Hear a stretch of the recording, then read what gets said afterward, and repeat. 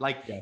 to me, what the greatest thing that I just learned from you in the first couple of minutes is you are the ultimate like abundance mentality guy, because it's not lack and limitation for you. Mhm. Like, you are going to, some way, somehow send out as many offers as possible, knowing that something good is going to happen from Yep. that, right? You just know your numbers, right? Yep. How important is it for people to know their numbers? Yep.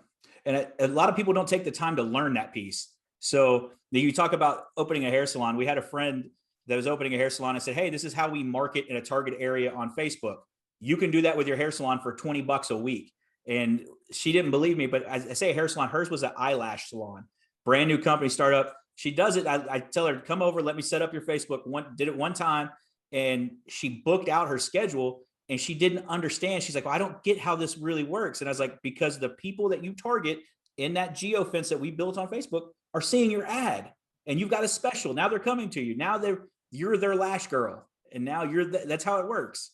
And so it all correlates, whether it's sales or a service business, or if you're investing in something and trying to buy that widget for a certain price. I mean, think about it. I mean, just in United States and Canada, there's 400 million people. Mm-hmm. So we ain't going to run out of people to go see. We're No. not going to run out of properties to go see. We're not going to run out of anything. And every time every time a market shrinks, another market is created somehow. And that's the abundance mentality that I'm talking about. And so, man, you know what? You're an interesting guy. I'm excited about talking with you. This is great to meet you, man. And by the way, if you're listening right now, I am talking with the incredible Justin Sliva. And we're talking about everything. We're talking about marketing. We're going to be talking about land and investing and all that kind of stuff. But if you are liking this podcast a little bit, or if you're liking this YouTube video right now, make sure you subscribe. Make sure you smash the heck out of that subscribe button and like button, and you know what, share it with a couple of people, and we would really appreciate that. Hey, tell us a little bit about how you grew up as a small child. What kind of kid were you, man? I always love asking that question. That's a tough one. I grew up, I think a lot of people say, oh, I was humble beginnings. I mean, we didn't know any better, but I was I'm in a blended family. I have two stepbrothers and a half sister. I didn't know my biological father till I was 36. So my therapist may tell you that's what keeps me driving to please people and looking for that thing. But it's so I was kind of weird, all-American kid, played sports, baseball, wrestled, raced BMX bikes. It was like your prom king kind of homecoming thing. And then from there went to college, and I had the opportunity to go work for the railroad while third year to and it was make $100,000 a year working in a railroad or finish college. And so I went into the workforce and started working early. I've been with my wife since we were 19, and we're still together now. So we're 20 years together. That's awesome, man. Very, very, very exciting story. And but so how did you find your dad? Like what happened there? Tell me about that story. So you have ancestry.com and 23andMe, and we put my stuff on ancestry.com when it first started. And we had somebody popped up as a second cousin in Arkansas, which was kind of funny. And so we used a database to reach out and said, hey, your name popped on this, because they didn't have a real name. It was just their user ID. And she goes, oh, that was my grandma. So it turned out to be a second aunt. She said she only had one brother and he had three sons, and there was only one of them that was my age. And so just the power of the internet, you can search people. We've met and we've become friends, and we go on hunting trips together. He's a big hunter.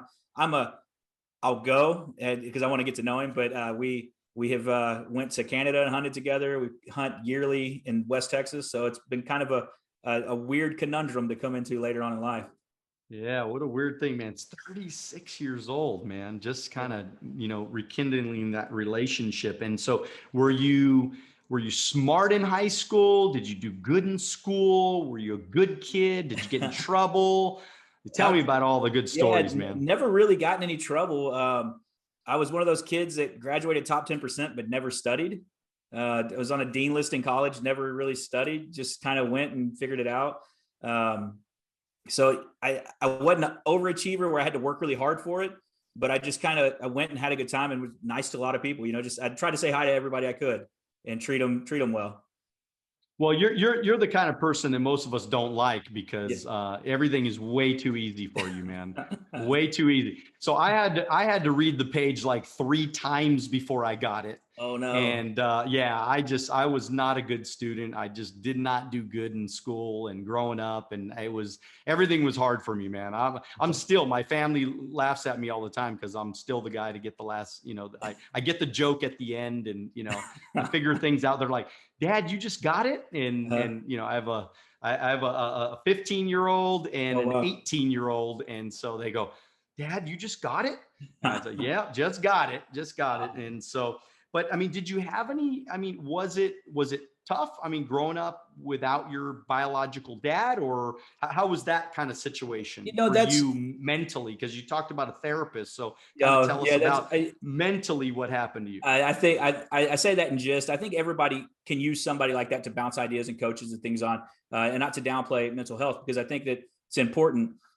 We all, personally, I feel we all carry trauma from the way we were raised, whether good, bad, or indifferent. You could grow up in the perfect household, perfect family, and that's going to create something that's going to be odd for you later on in life. The hardest things for me, and it still bothers me today, is like your seasonal stuff at Christmases and things. When you have step brothers and half sisters, and you're in a blended family like that, they go to their other parents, and you're at home still. They come back, and as you're young, you don't understand the materialistic side of it, if you will. Like, so they come back with a car full of gifts, and you didn't get anything extra. Why aren't you good enough? Why didn't you do that? And you talk about the kids that are spoiled, and then they turn to adults and they don't know what to do with it, or the kids that had to work for their stuff, and then they get there and it's not anything to go work for what they want. And so that was I think for me, that my 14th birthday, my birthday present was a job. I got a job at Winn-Dixie. Like, my mom knew the manager, and she's like, "Hey, I got your birthday present. We got a job." And so I remember it to this day. It froze over in Texas, and I'm pushing shopping carts up a frozen hill, and I'm sliding down backwards because the parking lot's frozen. But I think it's important you don't dwell on those things, and that's where people get themselves in trouble. They use that as an excuse to not go try or not go do something, and they don't use it as a reason to be your motivation to be better and help people. And you mentioned having kids. I have 7-year-old twins, and I have a 2.5-year-old, and my motto for them is be the dad that you wanted, or the dad that you needed. And so when I think about, like, if I'm tired and I don't want to go play, I'm like, well, what I wanted my dad to be there, what kind of things, what would I wanted to know at that age? And we raced BMX bikes together. We have a national race this weekend. We've qualified in the state as top in the state, and so we do these things together. So it's I'm selfish because it's for me, but I know that it's going to be a lasting relationship with them and memories for them. Oh, that's a great story, man. I love that. I mean, to be the dad that you would have wanted to have. Yeah. And I love that. And I think that's kind of what drove me all these years to be, I love my biological father, and he's an amazing guy, and I love my stepdad. But there's so many things that I see that they did not do for me Yeah. that drives me. Now they both gave me things that Yeah. are lasting great things that they've given me, but the things that lacked, it drives me to make sure that I fulfill some of those things for my kids. And so Yep. I love how you said that. That was well said. And so now, did you go to college? I did. I went to a junior college here, and then went to University of Phoenix while I was riding on the trains, because, like I said, I went to work for the railroad, and I could study while I was in a hotel, because we'd go from point A to point B, and I would just do my work there in the hotel. They were paying for it, and so continue to go through that. All right, man. So pro tips. All right. What do you got for us, man? I mean, we're starting out, we want to buy a piece of land. Yeah. And so kind of walk me through maybe your couple, 3, 4, 5 steps or something like that, like action items Yeah. that everybody listening right now, because I think everybody should own property. I think Yep. everybody should own land. I think everybody should own, dirt. You know what I mean? Because I mean, number one, it could be passive income for the future. Number two, they're not making any more land. So it's always good. There's always going to be value Yeah. to that land, right? And so walk us through, if we're going to get started, a couple ideas that you could pass on. Thank you for watching our short clips on Alonzo Academy. If you'd like to watch the next short clip, click here. If you'd like to watch the entire podcast, click here.